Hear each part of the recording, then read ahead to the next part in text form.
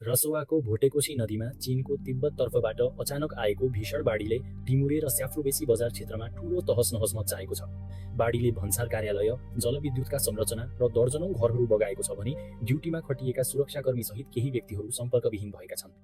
रसुवाबाट सुरु भएको यो बाढी अहिले तीव्र गतिमा तलतिर बग्दै त्रिशुली नदी हुँदै धादिङ, नुवाकोट र चितवनका तटीय क्षेत्रहरूतर्फ फैलिँदै गजुरी र मलेखुसम्म पुगेको छ।